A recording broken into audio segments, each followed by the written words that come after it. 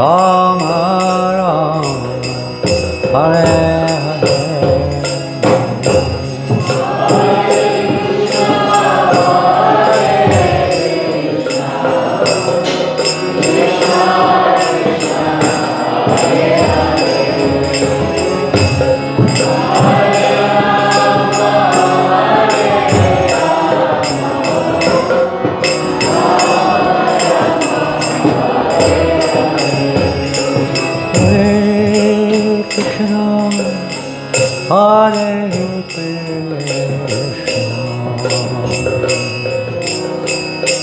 Krishna Krishna Hare Hare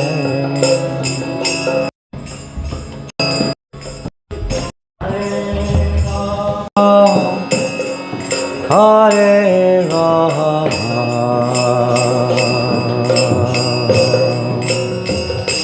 Rama Hare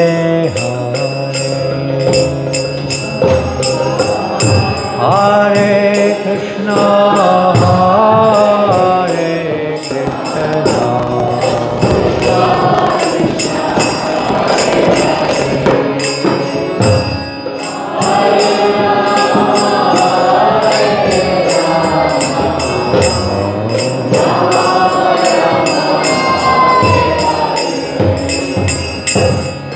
Hare Krishna Hare Krishna Krishna Krishna Hare Hare Hare Rama Hare Rama Rama Rama Hare Hare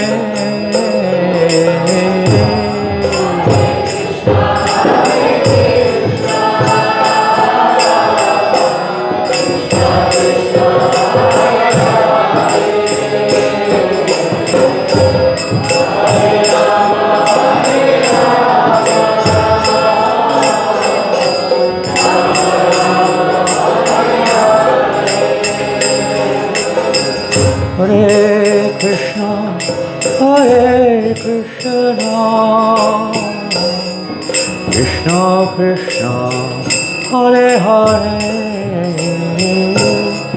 Hare Rama, Hare Rama, Rama Rama, Hare Hare.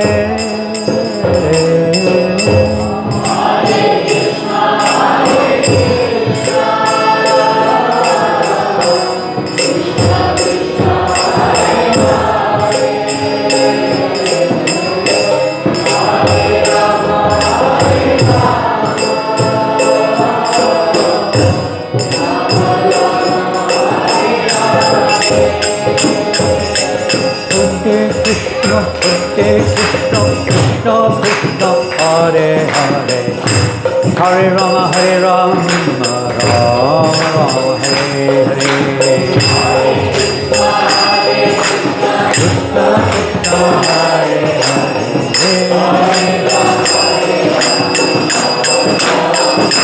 Hare Krishna, Hare Krishna, Krishna Krishna, Hare Hare. Hare Rama, Hare Rama, Rama Rama, Hare Hare. Krishna Krishna Hare Hare Hare Rama Hare Krishna Hare Krishna Krishna Krishna Hare Hare Hare Rama Hare Rama Rama Rama Hare Hare.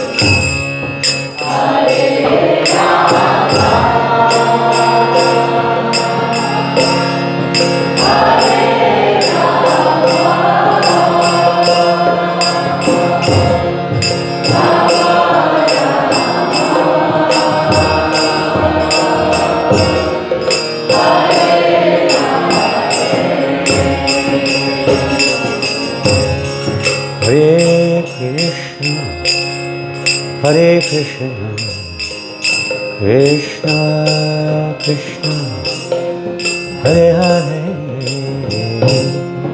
Hare Rama, Hare Rama, Rama Rama, Hare Hare, Hare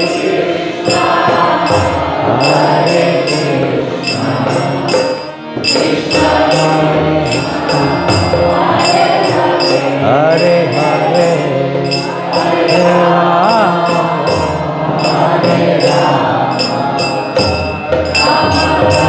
Rama, Hare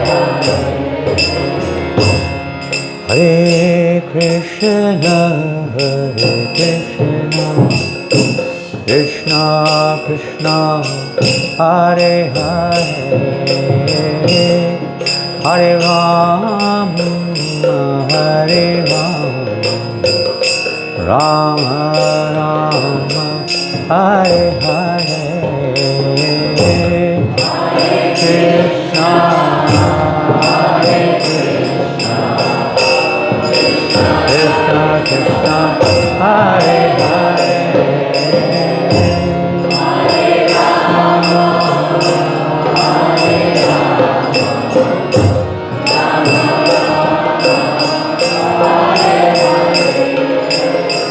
Hare Krishna, Hare Krishna, Krishna Krishna, Hare Hare, Hare Rama, Hare Rama, Rama Rama, Hare Hare, Hare Krishna, Hare Krishna, Krishna Krishna, Hare Hare, Hare Rama, Hare Rama,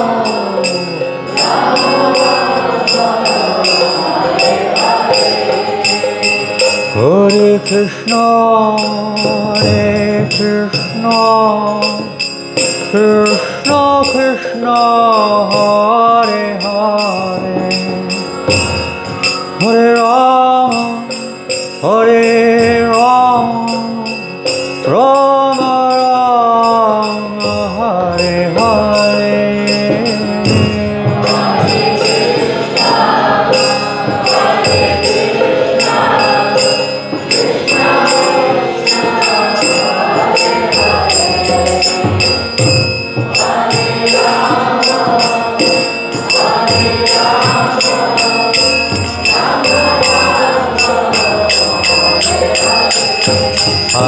Hare Krishna, Hare Krishna, Krishna Krishna,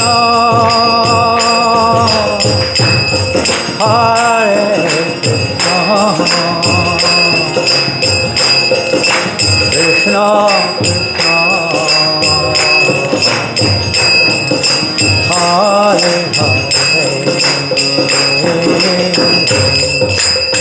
Hare Rama,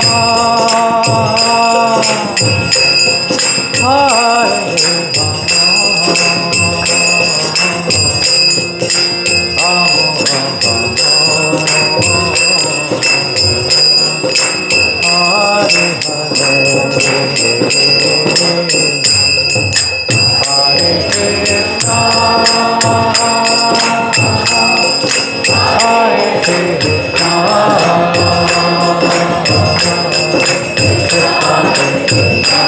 Hare Krishna,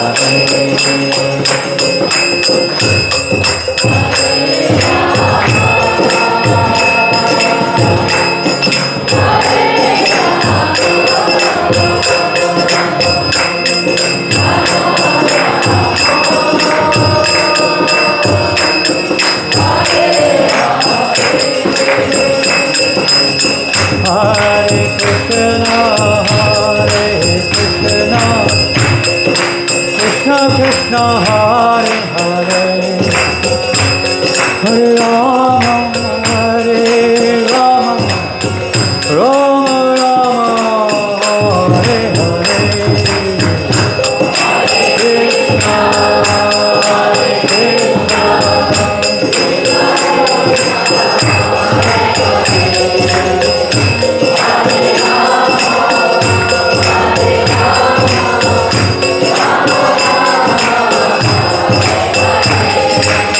Hare Krishna, Hare Krishna, Krishna Krishna, Hare Hare, Hare Rama, Rama Rama, Hare Hare.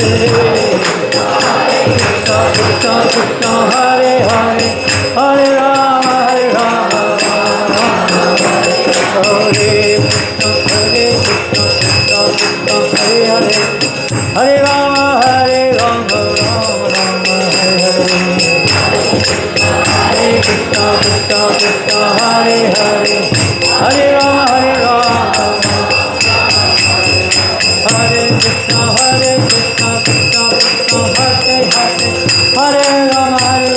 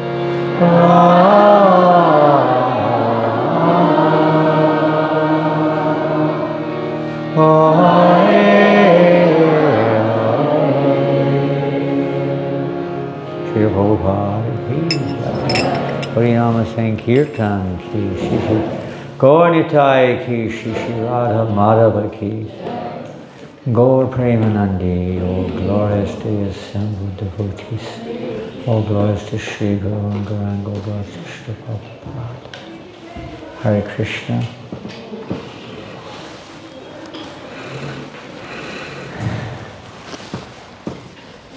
Welcome everybody this evening to ISKCON Leicester.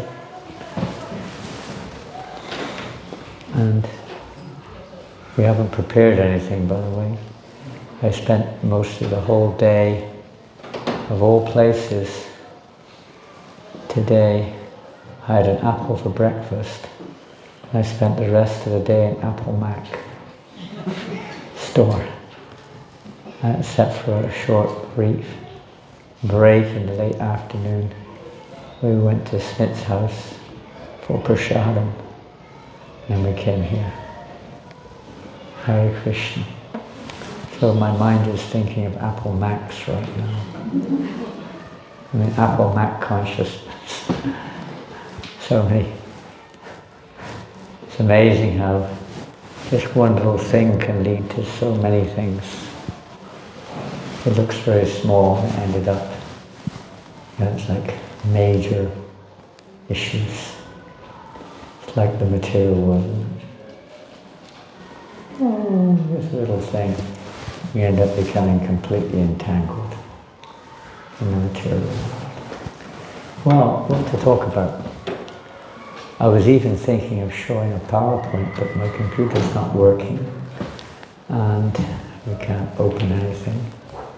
So we'll just talk something.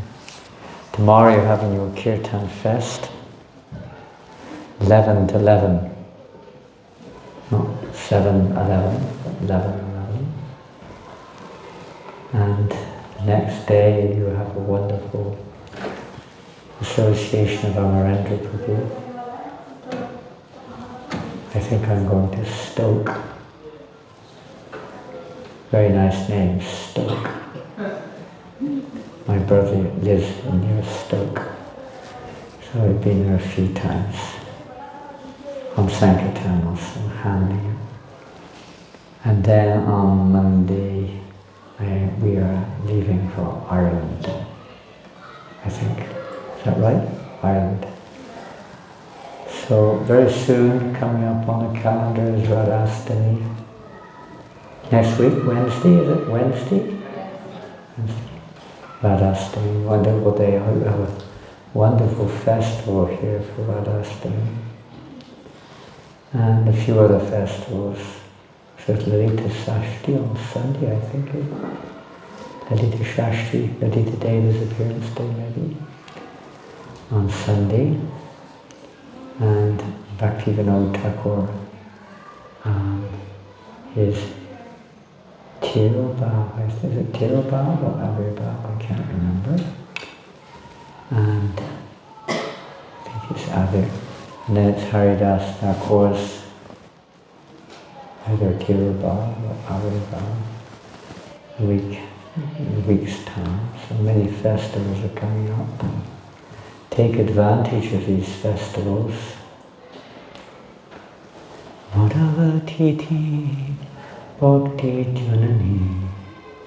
Bhaktivinoda Thakur sings about the glorious results of honouring festival days of our great acharyas or the Lord himself or his consort or his expansions. The beneficial effect is unending. He describes them as mothers, Janani, mothers of devotion.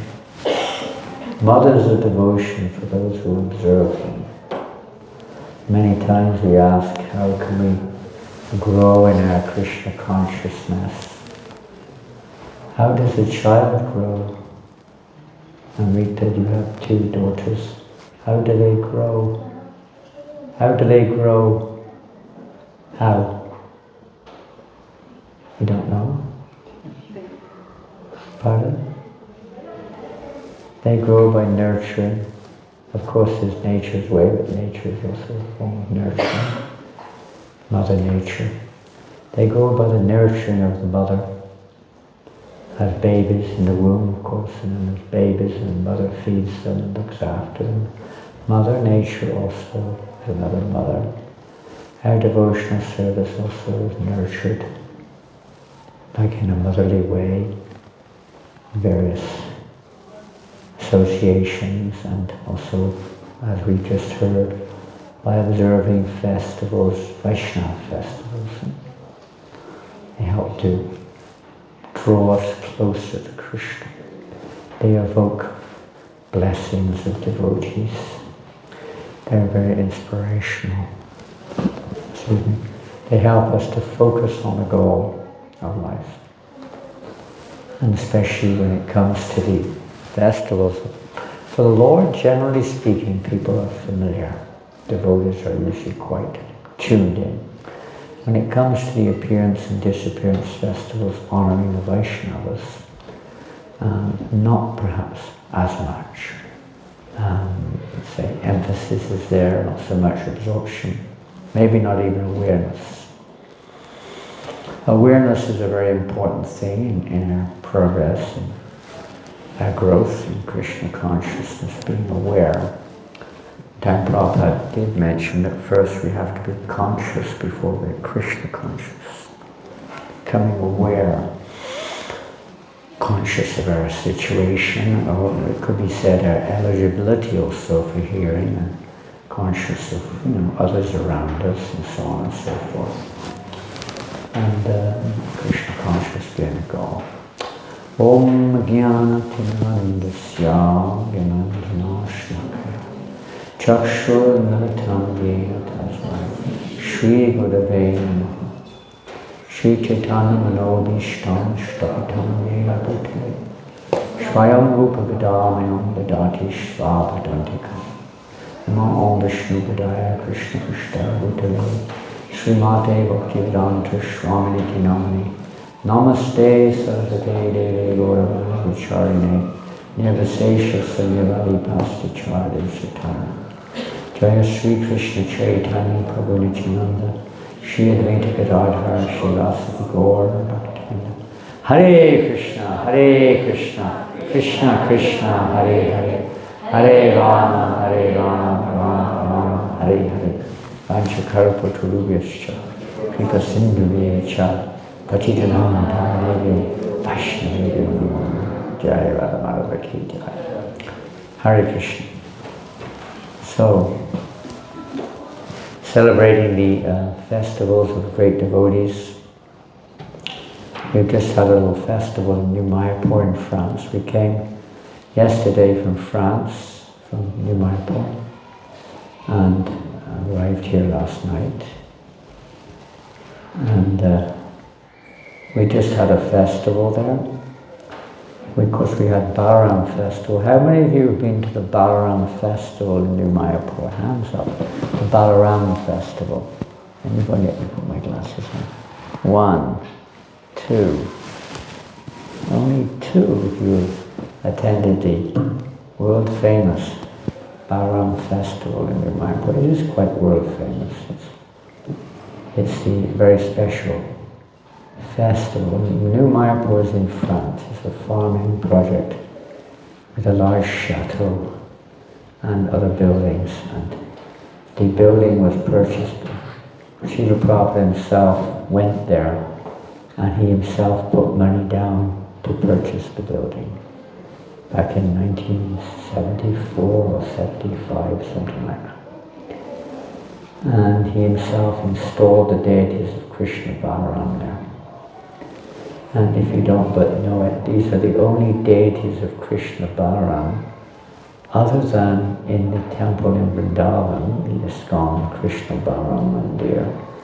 The deities installed in New Mayapur in France are the only Krishna Balaram deities installed by Srila Prabhupada in the whole world to this very day. Other deities have been installed of Krishna Balaram, but not by Srila Prabhupada. So there's only 2 sets in the whole world. One in Vrindavan, one in New Mayapur.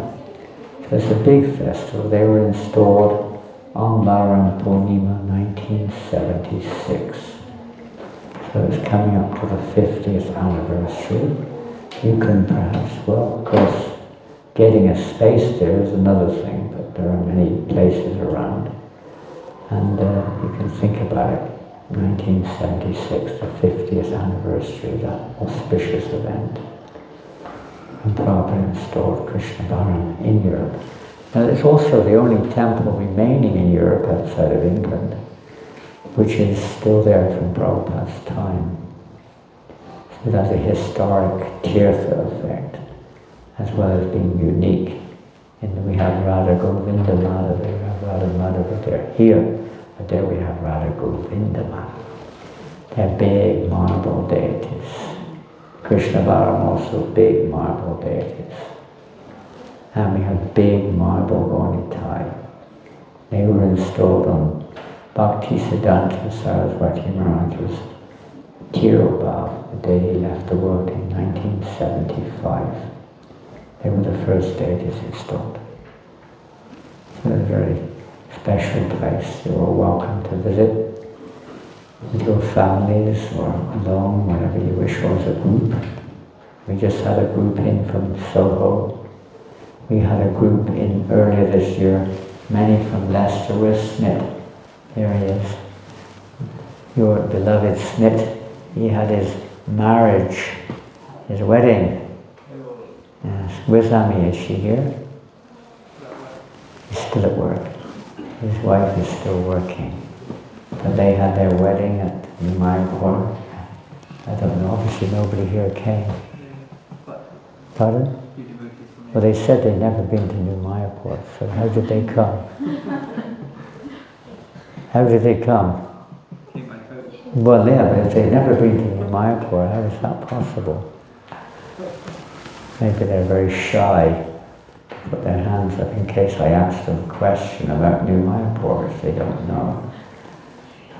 Anyway, if you came, you've seen, and you can see we have, like you here, you have a lot of work to do in this building.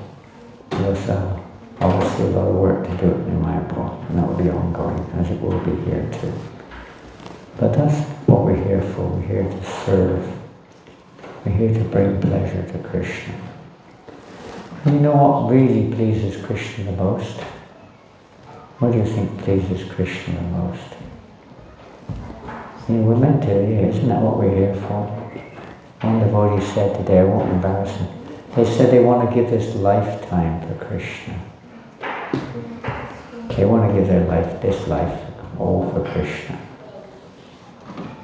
Of course, that's a wonderful Atma-nivedana, surrendering everything to Krishna. But we can go beyond that too, when we realize that actually we don't have anything really to surrender. You could say life in the sense of the real meaning of the word, but we generally mean everything that we have identified with or at our disposal, but that's all Krishna's already. Our body, our mind, our property, our family, our wealth, our talents, everything belongs to Krishna already. It's a matter of realization of that. By the virtue of Krishna consciousness, we can realize that. And one of the major aspects of nurturing Krishna consciousness is this, let's say, remembering the pure devotees of the Lord Krishna gets the greatest pleasure by seeing his devotees happy. By glorifying them and seeing their happiness. As the devotee's happiness is Krishna's happiness. Krishna's happiness is the devotee's happiness. Whether it's Srimati Radharani, of course, that's the pinnacle of happiness. But every devotee, Krishna likes to see the devotees happy, but not in the material sense of the term, but in devotional service. Happy in their relationship with him, just like we do. If you have a relationship with a child or a lover or anybody, come to that. You're happy when you see the beloved happy. You're happy when you see the child happy. You're happy when you see your friend happy. You're happy when your country is successful. You're happy when your religion is successful, whatever it is, whatever we identify with. We're happy when that's happy, or when it's successful. So Krishna derives great pleasure seeing the happiness of his devotees and in glorifying his devotees over and over and over. We were reading yesterday in the car from Stansted Airport all the way up the highway to Leicester. Kirtan was driving us, and we were reading the glorious pastimes from Chaitanya Bhagavat of Namacharya Haridas Thakur. Wonderful pastimes. And we were particularly reading is a pastime which covers a few pastimes. And we discussed this. We had a series of presentations in New Mayapur last week with the London group that came. They requested it wasn't my request. They requested to hear about Haridas Thakur, Jayavada Madhava. They wanted to hear more about Haridas and the holy name. As the Yuga Dharma is the holy name of Krishna, chanting the Lord's holy names is Dharma. is the practice, the constitutional practice for Kali Yuga. And in this Kali Yuga, it's not just ordinary Sankirtan, it's Prema Sankirtan. Lord Chaitanya Mahaprabhu has, of course, every age, the chanting of the holy name is the Yuga Dharma. But in this age, it's Prema Sankirtan. The chanting of the holy name which can lead to conjugal madhurya ras, the highest form of love of Godhead. It's not just dasya ras, which is usually the case. But Lord Chaitanya has made all the rasas, all relationships with Krishna accessible by showering the world with his Sankirtan movement, the chanting of the holy names. So he appointed is not the word, but he declared that Haridas Thakur is the Namacharya of the holy name. Therefore he's called Namacharya, the teacher of the holy name. And it goes much deeper than just the practice of regulated chanting or chanting in a mechanical way or whatever it is, or even in Namabas, even further than that, but to the point of Shuddhanam. And even further, the fruits of Shuddhanam, it said that Namacharya Haridas Thakur is the expert, he's the most qualified in all the rasas, to reveal all the rasas. He's not an ordinary sadhaka like we are.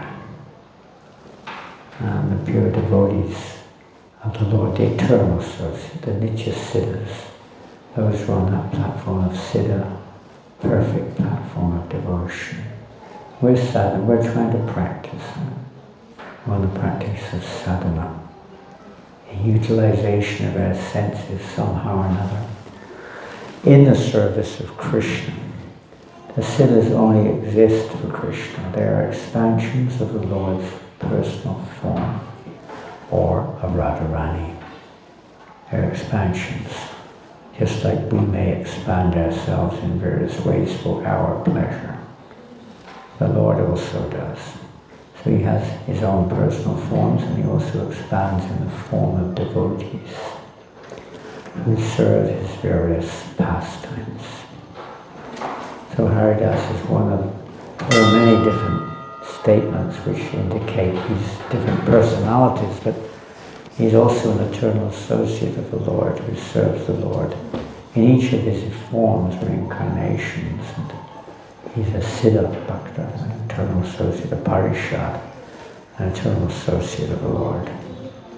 So when the Lord has his mission to spread the holy name, he brings along, or Haridas Thakur comes along to facilitate that mission, that purpose of spreading the holy name everywhere. And you may say he didn't go everywhere, but he's going everywhere now in the form of the message, in the form of his teachings, in the form of his example.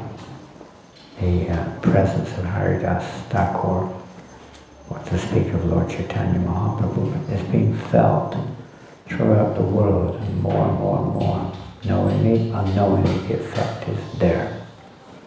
So one time when Lord Chaitanya Mahaprabhu was in the house of Srivas Thakur, and Srivas Thakur, of course, is famous amongst the Lord's associates, a member of the Panchatattva, senior to Lord Chaitanya by far in age. And but it was in his residence that this Prema Sankirtan movement really took off. When Lord Chaitanya would every night would have all-night kirtan in the house of Srivas with his most intimate associates, his eternal associates, or those who are on that platform. They become of the same, let's say, quality or consciousness as Nitya Siddha. We can also develop that consciousness of the eternal associates of the Lord, of Ragatmikas, fraternal associates.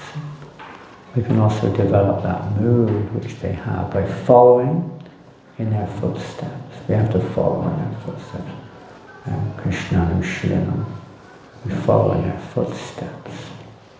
It means following their guidelines. Right now we're practicing. Haridas told us also to practice a certain number of rounds a day, avoiding the offenses, living a good lifestyle. A good lifestyle means mode of goodness lifestyle, not the type of good lifestyle that materialistic people think of, but the mode of goodness, refraining from obvious activities and chanting regularly on our beads a certain number of times a day.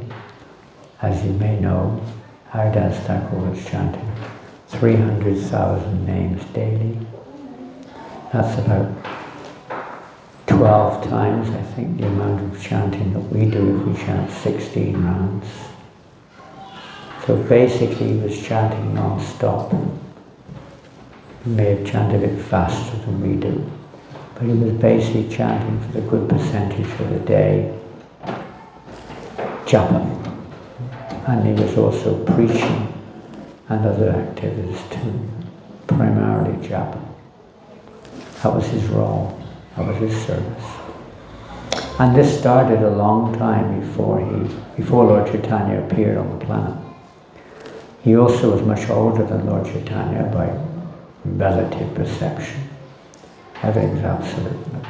From our perception, yes, he was older, 36 or so years. Senior in age. And he, from very childhood, as you know, he was born in a Muslim family. He left the family after a very young age.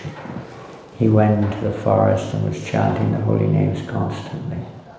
Many pastimes are there, but eventually he ended up with Advaita Acharya in Shantipur, and then he moved to, or by the arrangement of Advaita Acharya, he lived in a nearby village called Pulya, and was staying there in a cave-like dwelling. Many pastimes there, many lessons there also. The one we're going to mention is one of many, by the way. A very significant one. This was told personally by Lord Chaitanya Mahaprabhu when they were in the house of Sri Thakur. At a period of time, Lord Chaitanya Mahaprabhu was revealing his personal forms to each and every devotee according to their relationship. If the devotee was a worshipper of Lord Ram, then Lord Chaitanya would manifest as Lord Ram or Lord Nrsimhadev, but because generally as Radha and Krishna. But he revealed to the devotees their Ishtadev, that he is that personality. They're expansions of him, basically. And he would also glorify each and every devotee, call them out Murari, all of them one by one by one by one, Advaita, calling them up and glorifying them one after the other. Then he would ask each one of them, please ask for me any boon which you would like. Whatever you would like, you ask me. Of course, the devotees were a little bit hesitant, they didn't want to ask the Lord for anything, but they all asked for something. And eventually, Lord Chaitanya called up Haridas Thakur. And Haridas Thakur was not known very much by the way. He'd only just come in. Because prior to this, he was not a part of the Mayapur pastime, or number of week pastimes. He was staying in Pulya, which is quite a distance from Mayapur. Only Advaita Acharya was very familiar with him. The others had seen him, of course, in the house of Srivas, but nobody knew his history. It was a mystery. And so Lord Chaitanya then revealed something about his history. And the part which he revealed was very wonderful. He said, now Haridas, glorifying me, he said, just summarize rather, last time. He said, do you remember that time? Do you remember that time when you were arrested by the Muslims and tried and found guilty and sentenced to be beaten to death? Do you remember that, when you were being beaten in those marketplaces? There's no, that's just Lord Chaitanya speaking. This all took place before Lord Chaitanya appeared on the planet. So he said, do you remember that time? And when you were being beaten by those guards, he said, I went immediately, not just to protect you, but to kill them all with my Sudarshan. But because you were praying to forgive them, praying for their welfare, praying for their deliverance at the same time, my Sudarshan was basically motionless. It couldn't do anything. Could do nothing. Your power was greater. My Sudarshan was stunned. So what to do? I could not tolerate to see what was happening to you. So the Lord said, I placed my back on your back. And all those beatings were on my back, not your back. This is, of course, a very special relation we cannot assume or expect. In our particular case, for such a devotee, the Lord personally placed his own back on his back. And then Lord Chaitanya turned around and showed all the devotees the whip marks on his own back. Those beatings, intensive beatings, 22 marketplaces. Still they couldn't kill him. The story, of course, goes because he was born in a Muslim family. When he was in Puglia chanting constantly, many local brahmanas were becoming very, very inspired by his pure association. Many were taking up the chanting. Even Muslim people were coming and taking up the chanting. He was getting very, very famous, you could say, without his desire in that area. But there was one Qazi. Qazi is like a magistrate who was very envious. And when he heard that this man was born Muslim, he became really angry because, especially when he heard that Muslims were converting, so to speak, he became very angry, understandable, you could say. And he reported this to the Nawab, the king. We should arrest this man. This is like, I don't know what the word is in English, but this is like terrible to change like this. This is a great offense, the greatest offense. To change, to give up your religion and become a Hindu. This is terrible, dreadful. And not only that, but he's converting people. So it's a very sensitive issue. And then the Nawab said, so bring him here, we will see. So they went there to Puglia. The guards went there to arrest Haridas or bring him there to the Nawab. And everyone was shocked when the guards came to take Haridas away. Why are you taking him? He's a saintly person. They didn't listen, they just took him away. They put him in the jail. He was thrown in the jail. Many Hindus were there. They were very happy to see Haridas. Not to see him in jail, but the fact that they had his association. Everything depends on association. They were very happy to get his association. Of course, for most people, when they meet a saintly person, they immediately ask for a boon. Please bless me. Oh, Haridas, please bless us, please bless us. Of course, one would wonder why he's here in the first place. But their blessing was naturally, they wanted to be released from the prison. The Haridas has come in, but they want to come out. So that's what they were expecting. And usually when people approach any so-called sadhu or whatever, they ask for blessings. And there's always material blessings they want. So they were hoping to get released from the prison and said, please give us your blessings. And he blessed them. I bless you to stay exactly as you are now. That wasn't a very inspiring blessing, to say the least. They're in the prison. Stay as you are now. And they all got very morose, very glum. And then Haridas said, don't worry, don't misunderstand my words. What I really mean is right now, because they had the association of Haridas, that you will keep that association and you will follow, you will give up all your sinful activities and you will become Krishna conscious. And you stay in this situation.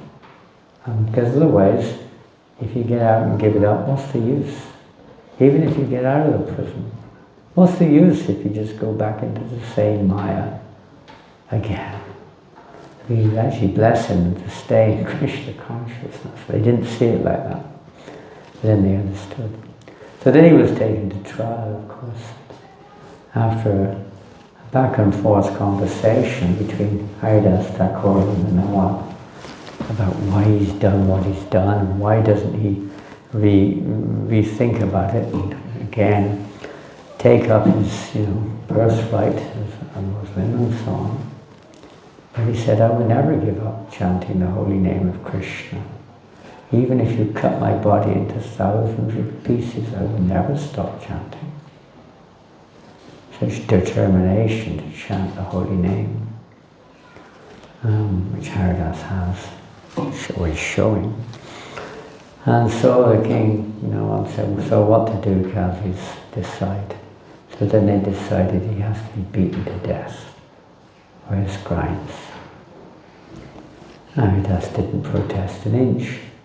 All the time they were beating him, he wasn't protesting, he wasn't groaning and grunting. He wasn't screaming. He was smiling. He was smiling and constantly chanting the holy name of Krishna. And because he was constantly chanting, he was protected. He wasn't in any way feeling the effect, what looked like a torture. He wasn't experiencing that. He wasn't asking for anything. He just took complete shelter of Krishna, of the holy name. And he was simultaneously praying for the welfare of those who were beating him.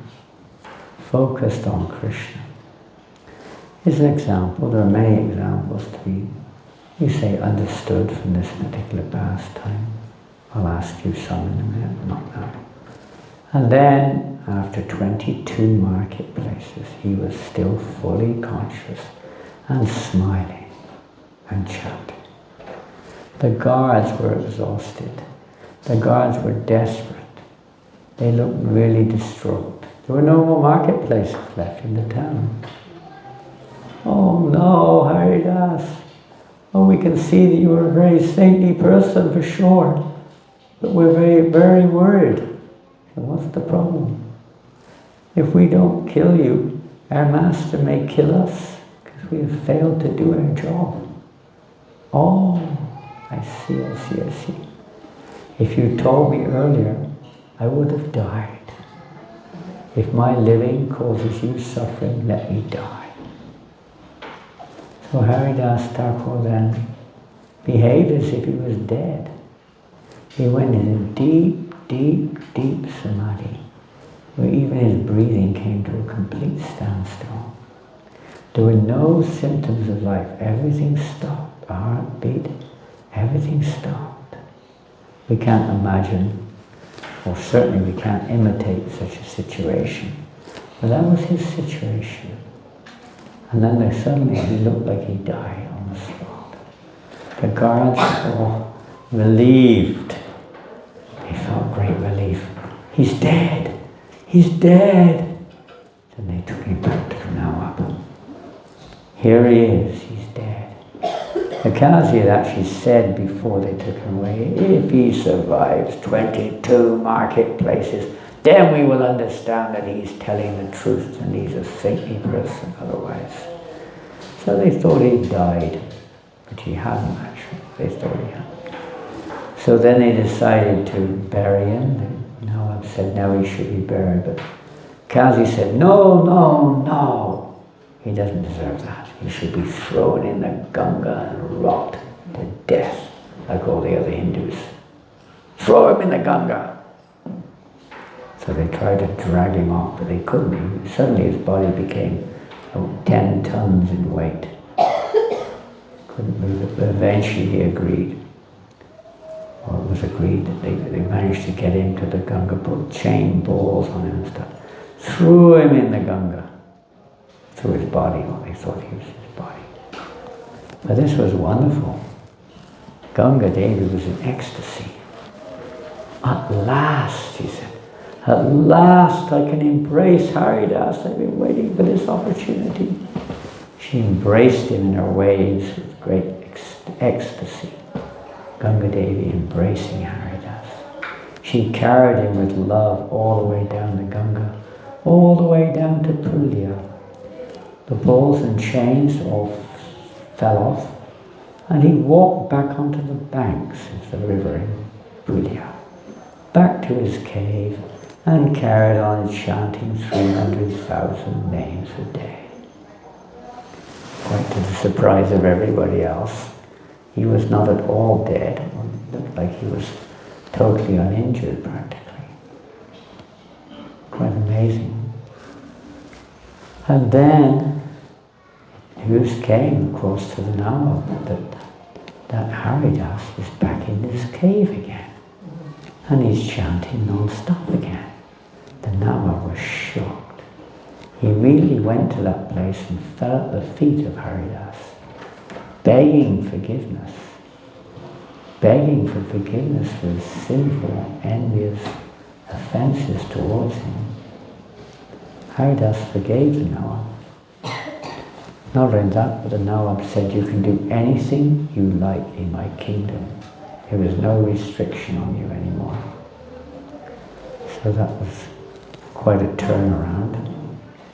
And local residents asked him, there's two scenes here. There's one previously which took place, which illustrates something else. But this scene, Haridas Thakur was asked by local Brahmins and local devotees.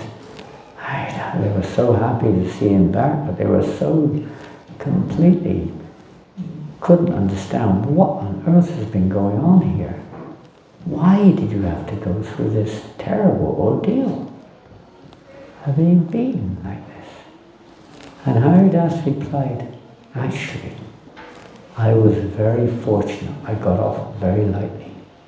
I deserve much more than this, he said. I said, what do you mean you deserve more than this? You're a saintly person. When I was in the court of the Nawab, I heard much blasphemy of Krishna and the Lord. I deserve so much more punishment than what I got. I got off very lightly. That was his response. What a shock. You could say a similar, but the opposite almost, incident took place earlier in Haridas's sojourn, his pastimes. Most likely earlier, maybe later actually, judging by the events. Lord Chaitanya Mahaprabhu said when he was in the house of Srivas Thakur, he said, Haridas, when you were being beaten like this, I couldn't tolerate it. We heard that. He said, and because of this, I accelerated my appearance in the world. Which of course indicates that he maybe came a bit earlier than he would have otherwise done. At least that's what he said. Or it could indicate that he began his Sankirtan movement earlier.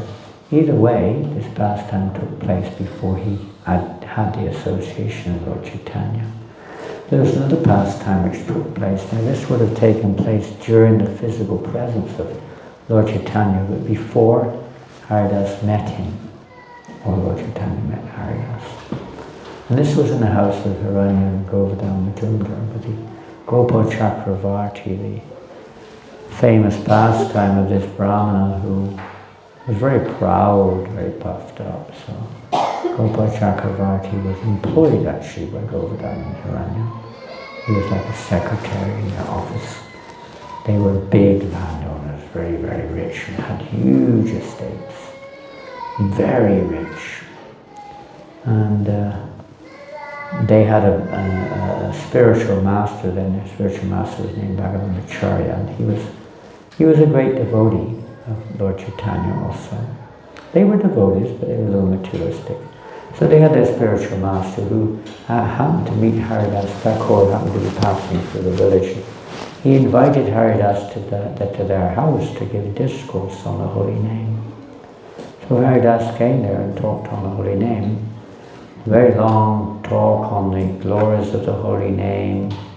Particularly, one topic which became very, let's say, emphasized, was that simply by namabhas, that means not pure chanting, a kind of either a shadow or a reflection of the holy name, that one can attain liberation from the material world. He made statements from different shastras to support his statement.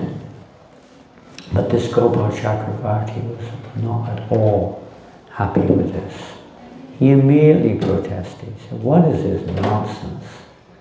That simply by one chanting of the holy name, that one can attain liberation. You have to, many lifetimes, you have to be a Brahmin first of all, and then many lifetimes of practicing spiritual life before you can possibly attain liberation. This is nonsense. Are we supposed to believe you? Look at you, low-born person, you're not even a Shudra. You're outside of the Varnashrama. You think you can propagate the Vedas? Who do you think you are? This is nonsense. He was very offensive. And then he got so angry, he said, hey, what you say is you can gain liberation from chanting the holy name once or by namabhas. I tell you right now, if this is not possible, I will cut your nose off. Everyone was shocked. Haridas said, no, don't worry. If it's not possible to gain liberation by chanting in namabhas, I will cut my own nose off. You don't have to bother yourself. And there was a big uproar. Govardhana Manjundara immediately chased Gopal Chakravarti out. Get out of here, never come back, you're fired. Go away, you offensive person.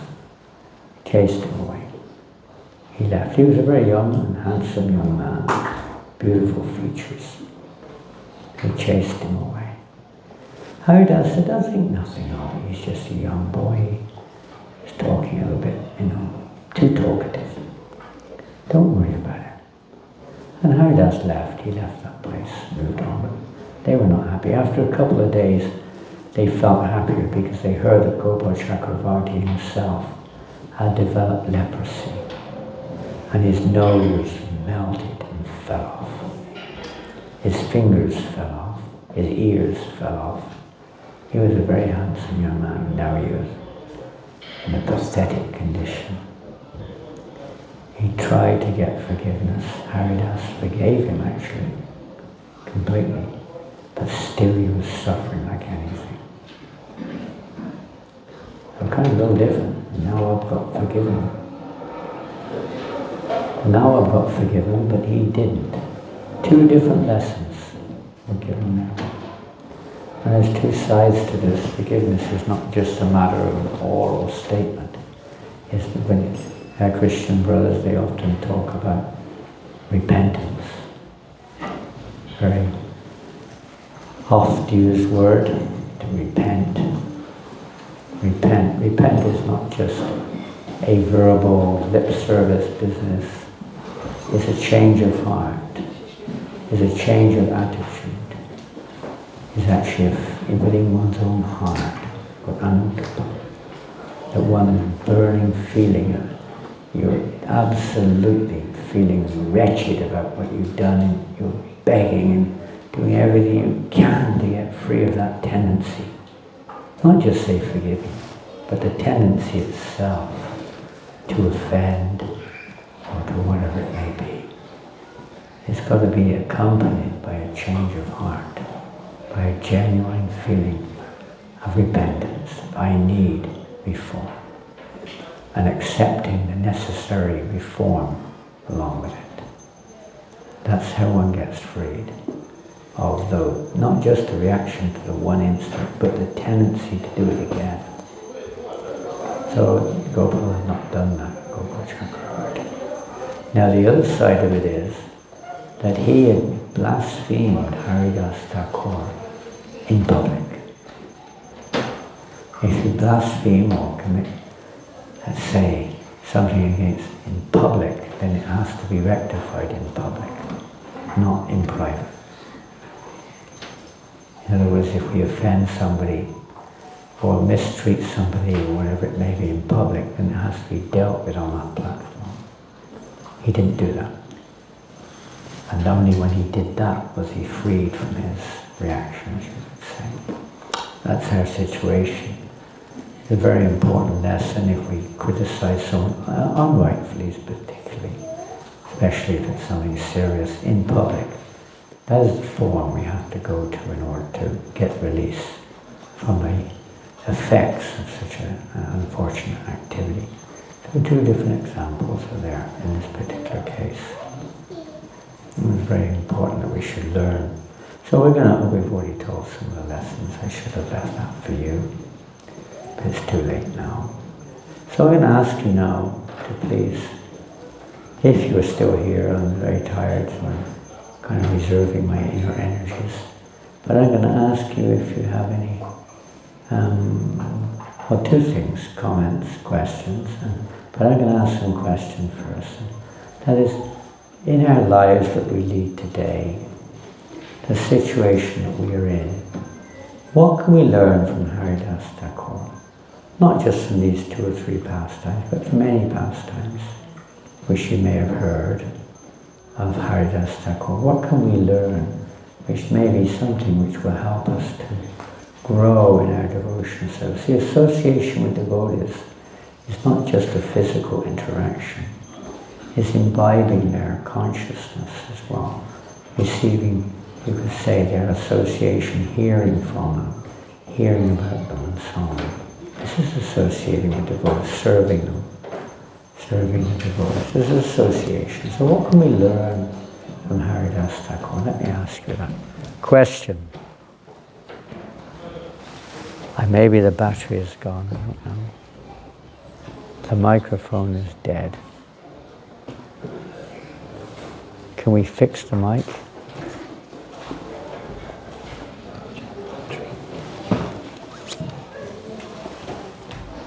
So what can we learn from this pastime? Or pastimes of Haridas? Anyone like to venture anything?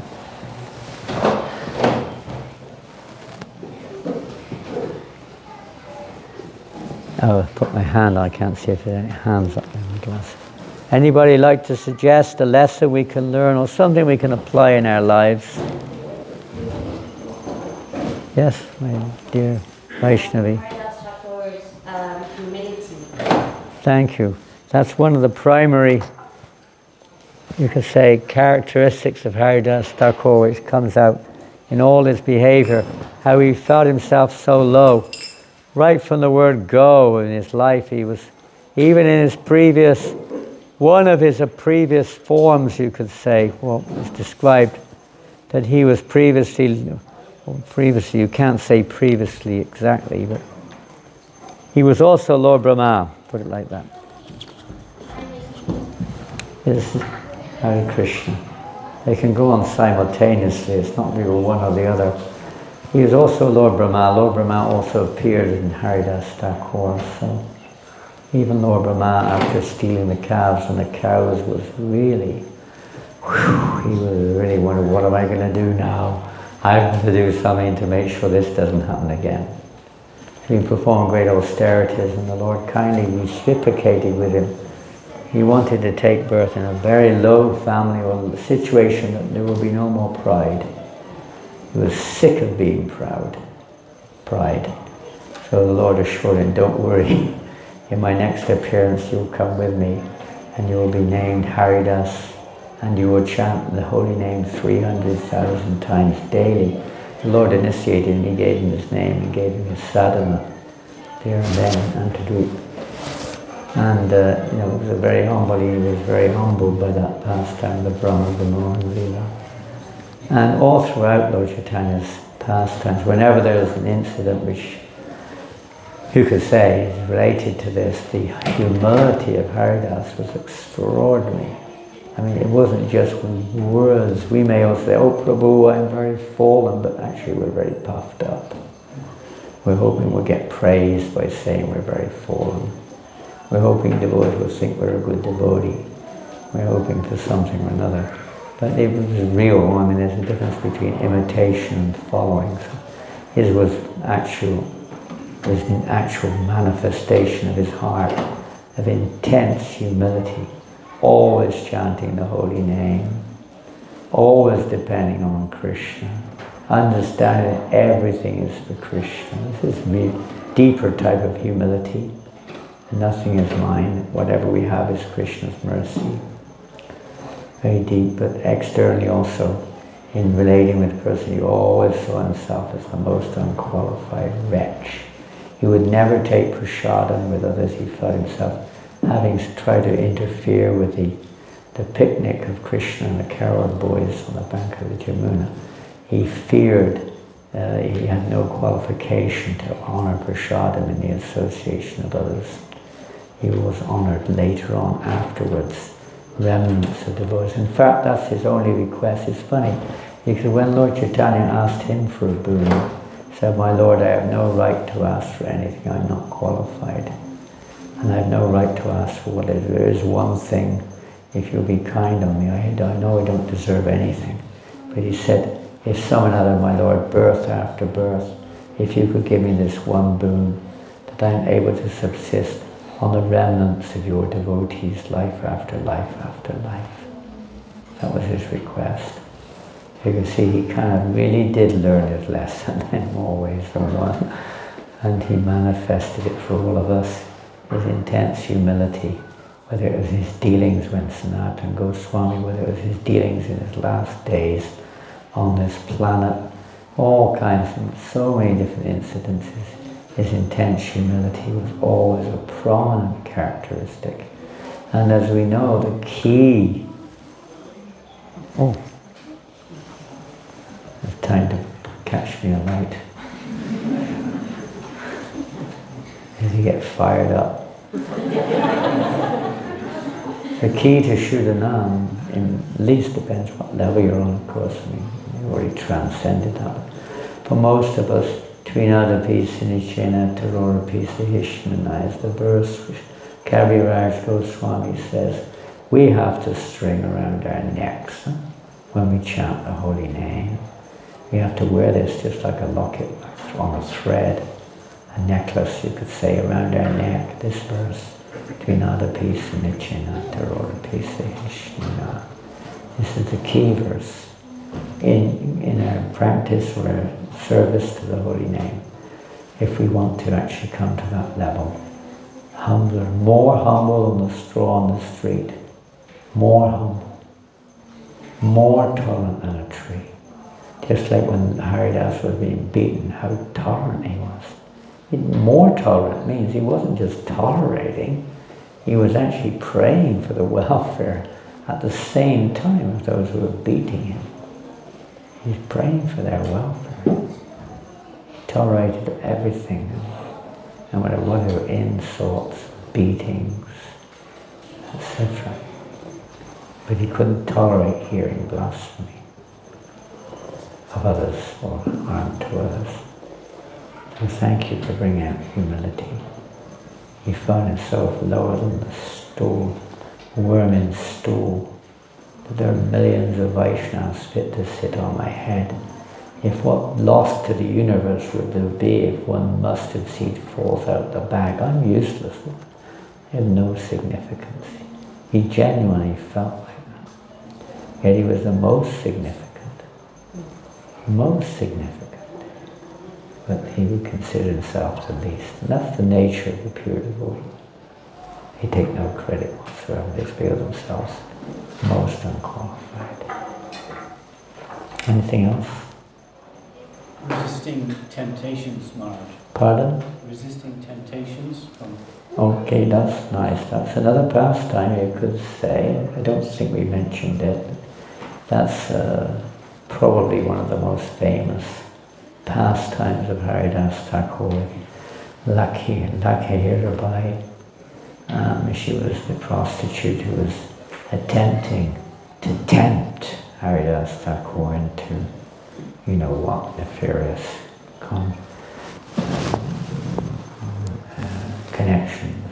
relationship there. And again, that's another example of somebody who's envious, this Ramchandra Khan. But lucky hereby, she was doing everything she could to tempt him. This was in the early days of Haridas, when he was actually not, he hadn't come to Shantipur. This was in Benapur. And there he was in the middle of the night in the forest alone. She came. She was a top class prostitute. That's where she was lucky, right? She was the most expensive of all the prostitutes in the area. She came to try to tempt him, but he was not disturbed, despite the, well, what can you say? Young, beautiful. He was young at the time, very handsome apparently. And she was young and very, very, very beautiful girl. And she was revealing her certain parts of her body which normally are irresistible to a man in that situation. But he was not tempted in any way.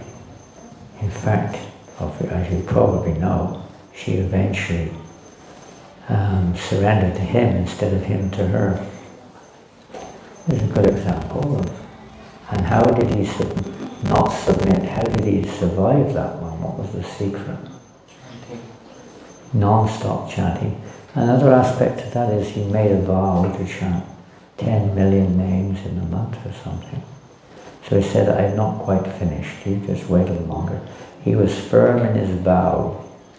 We remain firm in our vow. This automatically, it's not, we can't say automatic, but it's definitely required to be firm in one's vow if one wants to become, let's say, not carried away by the temptations. Their temptations may not be quite as extreme as that. They might be just unnecessarily going on the internet and watching something which is absolutely useless from a Krishna conscious point of view. It may be talking some prajalpa. It may be, going, wasting one's money on useless stuff, on some kind of an anartha, any kind of an anartha. That temptation is always there.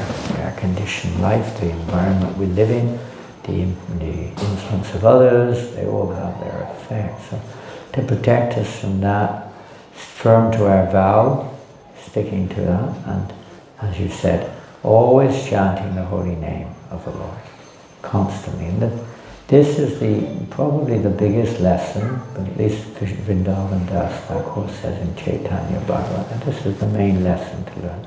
Nirantara Namalao. So one should always chant the holy name of Krishna, always. It's not that we're doing it to protect ourselves, but that's one of the effects of it, is that we're in the association of Krishna. Of course, it's not in the case of, the real case of, we could say it's not just the mechanics of it, it's the actual taking shelter of the holy name. And it takes shelter, it's like a child takes shelter of its parents, it feels complete protection. So we take shelter of our real mother and father in the form of Namarupa Krishna, the holy name. And one can be protected from these temptations. Loud, he emphasized loud chanting, not quite loud chanting of the holy name. Hare Krishna, Hare Krishna, Krishna Krishna, Hare Hare, Hare Rama, Hare Rama, Rama Rama, Hare Hare. In fact, we can read, I think it's in Chaitanya Charitamrita, it said it, or it's Chaitanya Bhagavad, I can't remember, but it describes that for one, when we're faced with this at every moment, of course, but extreme situations do come their way. That one should pray to Haridas Thakur to protect us in these situations, we not become victimized by whatever temptation comes. Anything else? Any other lessons? Compassion. Compassion, my goodness. Of course we can understand that what we're hearing, what we're saying is basically a general characteristics of all pure devotees, the qualities of a devotee, humility and tolerance and what have you, control of the senses, respect for others, are automatically there in the pure soul. It's the nature of the purified soul. And we can learn from that by hearing these pastimes. Learn from it we may already know, but it emphasizes it and helps to solidify, cement it in our consciousness. So yes, compassion, the emblem of compassion. He wasn't just a Bhajananandi, he was a Ghostianandi, he was both. Lord Chaitanya said, you both preach, you both practice perfectly, you show the path of Nam Seva perfectly, and you also preach that Nam Seva. You don't just do it, you actually preach. He was a preacher also. As you know, he was preaching with Nityananda in Navadvip, local areas, Nadia, house to house, market to market, preaching the holy name. And internally, of course, he was always, Vaishnava is always compassionate, Vanchakalpatarubhyasya. He's an ocean of compassion. He's not just a circumstantial feeling of compassion when there's apparent suffering, but they're always feeling compassion for every living entity. They want to see.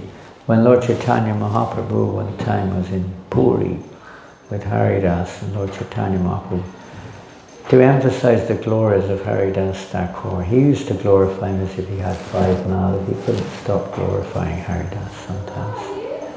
He was so, loved him so much. And Haridas loved Lord Chaitanya, of course. So one time Lord Chaitanya Mahaprabhu looked like he was in anxiety. So Haridas asked the Lord, my dear Lord, why are you looking in anxiety? The Lord said, well, by the loud chanting, by the chanting of the holy name, maybe the human beings are all becoming delivered, but what about the non-moving living entity? What about the trees and the stones and all the other inert living entities? What's the chance for them? And Haridas Thakur said, my Lord, out of intense compassion, he said, my Lord, do not worry. Prabhupada says this is a proper disciple. He thinks how to remove the anxiety of the spiritual master. That's the proper mood of the devotee, or a follower, disciple, student, whatever. So Haridas said, no, don't worry, my Lord, because by the loud chanting of the holy name, even the non-moving living entities will be delivered.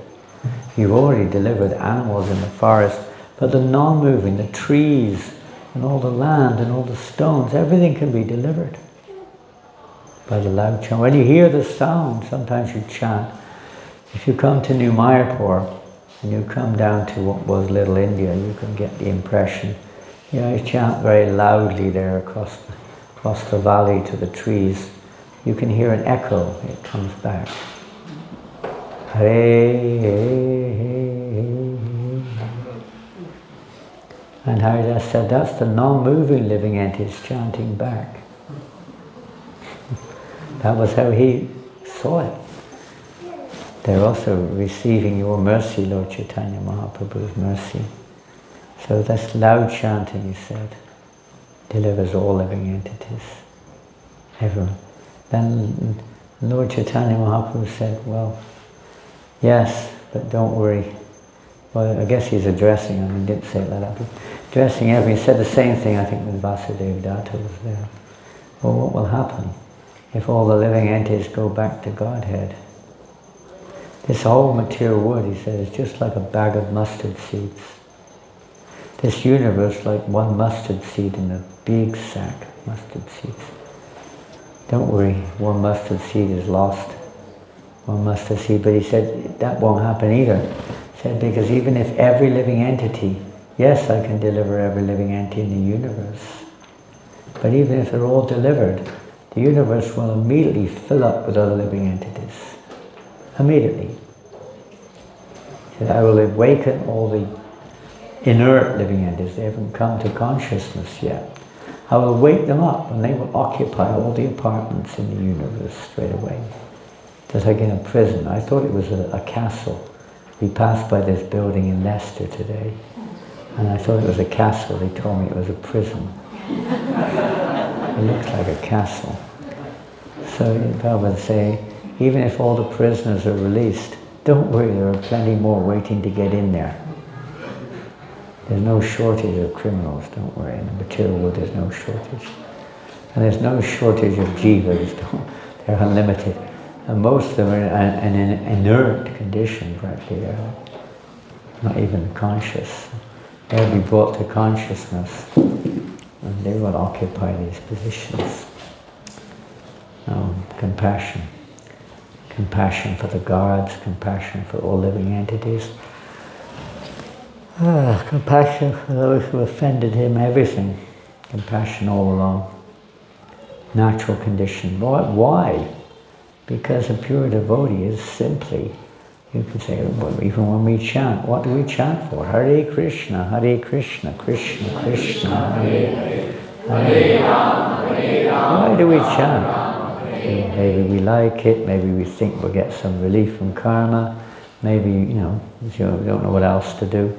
Maybe if you don't do it, you think you will lose your privileges or something, I don't know. All kinds of material desires may sometimes come in. But really, what are we chanting for? What are we asking? At our stage, what are we asking for? Pardon? What are we asking for when we chant Hare Krishna? At our stage, a higher stage, different. But at our stage, what are we asking for? Please engage me. And who are we asking? Who are we asking? Radharani. Please engage me in your service. My dear internal energy. Radharani. We're praying to Radha. Why are 16 words? 8 of them are Radha. Hare, Hare, Hare, Hare. This is how we approach Radha, by chanting Hare. This is humility. You may not feel humility, but this is the humble way to approach. So maybe we engage in your service, which means the service of Krishna, of course, to please Krishna. So naturally, Haridas Thakur is in that mood. He's a Namacharya. He's in the shelter of Radharani. You have the shelter of Radharani. What will a beautiful form in this world have? How can it attract your attention? It cannot. It's meant for Krishna's pleasure. You offer it to Radha, she offers it to Krishna. Everything's meant like that. So one who's under the shelter of Radharani, the divine energy, has no fear of the material energy whatsoever.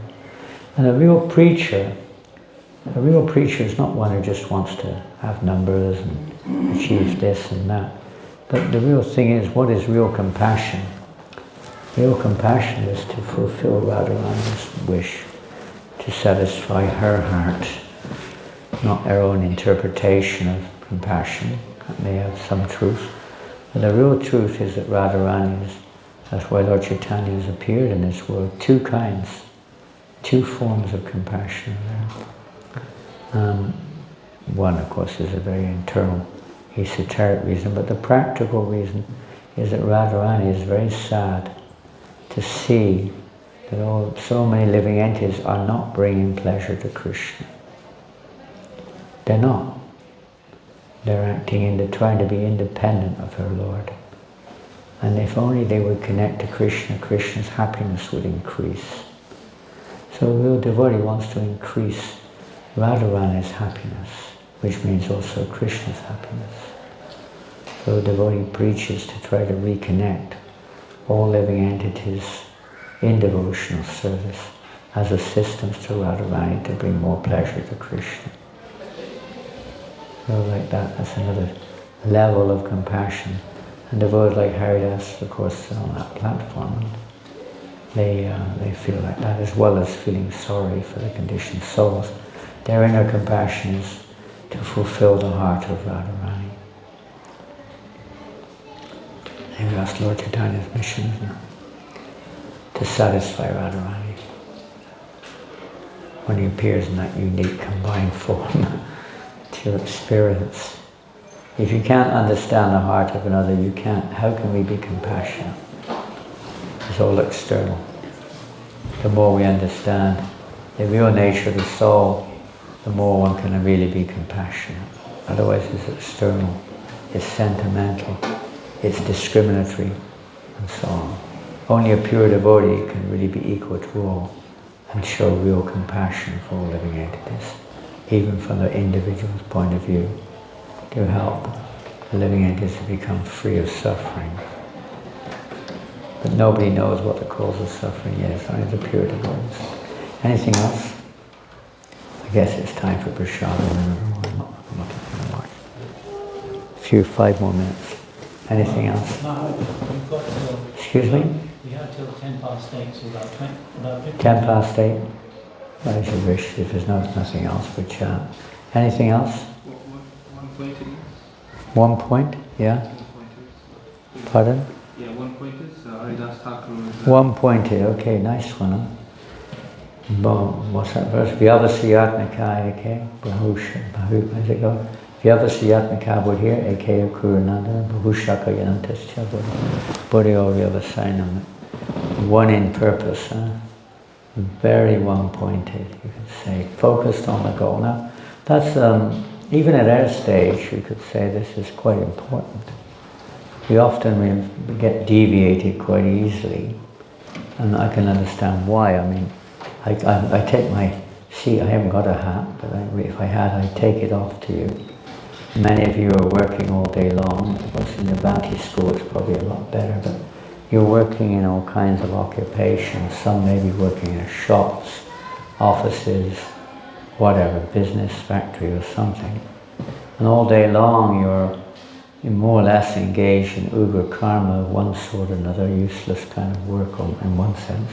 You've got to do it, of course, duties to family and society and what have you. But in one sense it's pretty mundane stuff. And we're associating with persons who are completely absorbed in the modes of nature most of the time. To maintain Krishna consciousness in that situation is not very easy, and there's great credit that you do. Those who are working is amazing. To maintain your Krishna consciousness is extremely, very noble, very credible, wonderful what you're doing. But still, whatever we're doing, sometimes when you're in an easier situation, it's more dangerous than when you're in a difficult one. We tend to take things for granted, we tend to take it easy, I don't have to worry about, I'm okay. But it's really, we've got to be very careful. So keeping the focus, what is our goal? Any occupation you may have in life, there has to be some kind of goal. Whatever we do in life, there's some kind of goal, be it what it may. So there needs to be a goal. Now the goal is not just to get your rounds chanted. The goal is not just to get a Brahmin initiated. The goal is not just to do what you're told. All this may be there, but that's not the real goal. The goal is not to manage to get through another day. The goal is not to we can say the goal is to remember Krishna at the end of the life, but we have a much deeper meaning to that goal than just that. That isn't within our grasp anyway. I say ultimately everything depends on Krishna's mercy, but our goal is to Krishna prema. Our goal is to actually wake up, to be renovated, or whatever you want to call it, to come to our normal consciousness and to actually love Krishna, unalloyed love, pure unalloyed love for Krishna, which means love for everybody else because everyone's part of Krishna, part and parcel. But it means pure love, unmotivated, uninterrupted, unalloyed love for Krishna. That's our goal. Now, Prabhupada gave it in such a way that he usually said to go back to Godhead. It sounds a little bit more like an achievement rather than just a state of consciousness. To love Krishna, so what then? But to go back to Godhead gives a bit more of a, it's like, you say, what's your goal? My goal is to go on holiday to the Canary Islands or something. It has some tangible objective. So like that, to go back to Godhead, which means no more suffering. My goal is not to suffer anymore, not to take birth anymore, whatever, along those lines we may say. But ultimately you could say our goal is to go back to Godhead. Going back to Godhead means Krishna prema. It's not a question of getting into an airplane or some kind of, even Ryanair can't take us back to Godhead. I call it Narayan Air. Narayan Air. Even that won't take you back to Godhead. He's not back to Goloka. Only Lord Chaitanya's Sankirtan movement is for that purpose. That's the vehicle to take us back to Godhead, to absorb ourselves in the Sankirtan of Lord Chaitanya's mission, constantly hearing and chanting as much as we can, even at work. You take a book with you, you take something to read, picture of Krishna, Radha Madhava. Take it to work with you, regularly look at it to remind you what our goal is, to remind you what's going on around here. This is Krishna's inferior energy at work here, but Krishna's behind it. It's working under his direction. These people are Krishna's parts and parcels. They're being guided by the Lord also, although they have material desires, so they appear to be guided materially. They have their material karmas and so on. But Krishna's behind everything. Three modes of nature, they're Krishna's energies. He's behind the three modes, they work under him. Trying to see Krishna's hand working in everything around us. The fact that somebody's becoming this, but it's not really the somebody, it's the kind. You can say the modes of nature working in such a way that makes it appear like that. That they're very nasty or very nice or very beautiful or very ugly or very, all the dualities are really superfluous to the soul. They have nothing to do with the soul. We just, that soul is identifying with them and it appears that that person's like that. But the devotee can see it's not really the case. So you don't have any enemies or friends from the material perspective as such. Equal-minded to all. Because you're one-pointed, you see everything in relation with Krishna. One-pointed is not just putting on the blinkers, just oblivious to everything around you, but it's seeing everything in relation to that one point. That's a preacher. Sees everything that exists, no matter what it is, in relationship with Krishna, and tries to help manifest that consciousness amongst others. Then everything becomes harmonious. When everything's one-pointed, everything becomes harmonious. Otherwise it's very disjointed. There's constant friction. Everyone has a different goal. So that one goal of everything's meant for Krishna's pleasure. Everything belongs to Krishna. Our goal is Krishna Prema. So the process of coming to Krishna Prema is to begin to act in that way, to see in that way, to teach others in that way, to do everything the way it would please Krishna, to live our lives for the pleasure of Krishna, according to the situation we're in. And one last thing.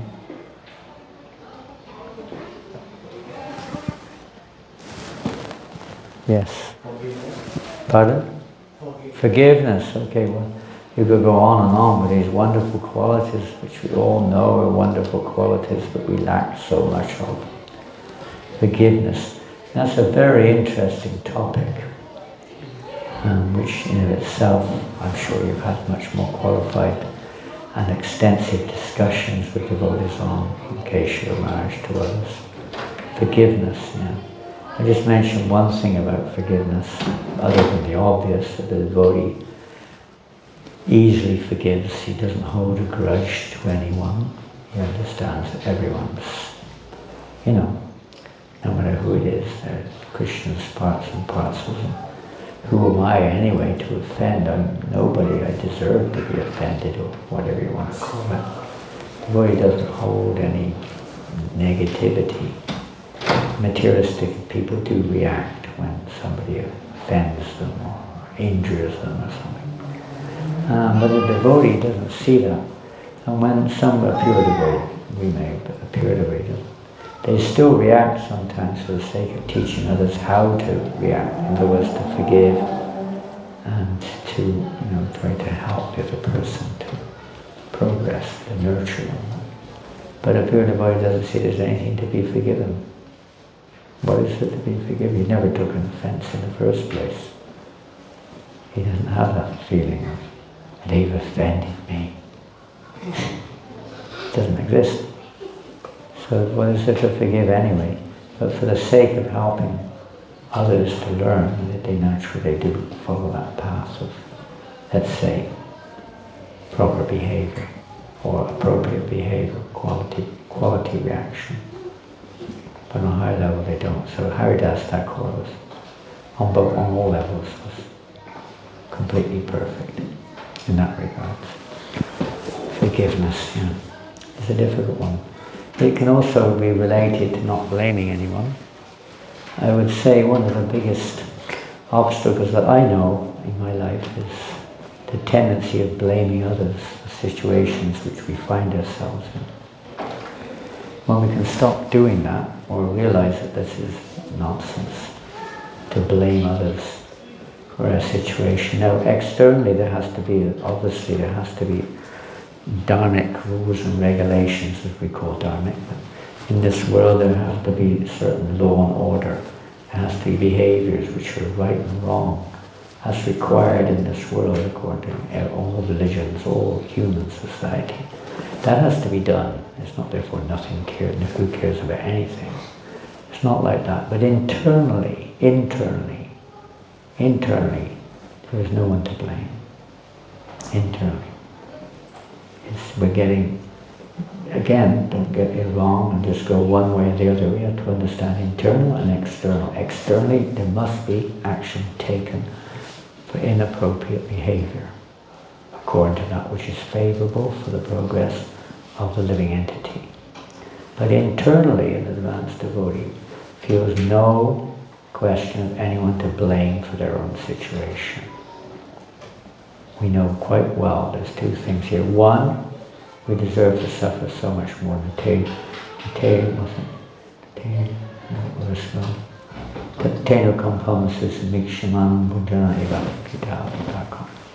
Prabhupada said this is the most, of all verses, this is the main guideline for devotees in our movement.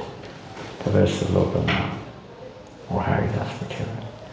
That verse where the devotee, without regret, just tolerates, suffers, whatever reactions come their way. And we're talking about devotees at our level here as well. Suffers the reactions and doesn't say, oh, why is it blaming others? Why is this happening to me? Krishna, save me. We may do in the beginning stages, but a little maturity, you understand that there's another factor working here. The devotee just takes shelter of Krishna. Do what you like with me, my Lord. Do what you like. I deserve to suffer much more. You're very kind, like Haridas did. I deserve to suffer more. Whatever you wish, my Lord. The devotee simply glorifies Krishna. Takes shelter of Krishna. Such a person is eligible candidate to enter into the kingdom of God. So there's no feeling of grudges or blames towards anybody else whatsoever. Because we know there's the other factor that the devotee knows that actually whatever's happening to me has another reason. It's not just the external reason. It's because this is what's required for my heart to change. The association, the circumstances, whatever it may be, the reciprocation. There's a lesson to learn here. Nothing happens by chance.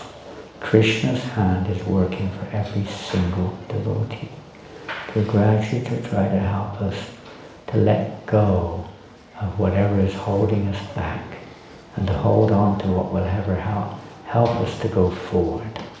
To take shelter of the holy name, to take shelter of Krishna in all situations and not to constantly trying to think that we can solve it by external adjustments. That may be required, as we said, don't get it wrong.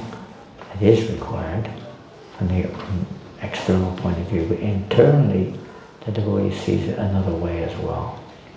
That Krishna is arranging this because this is what you need to experience or learn from in order to go forward in your Krishna consciousness.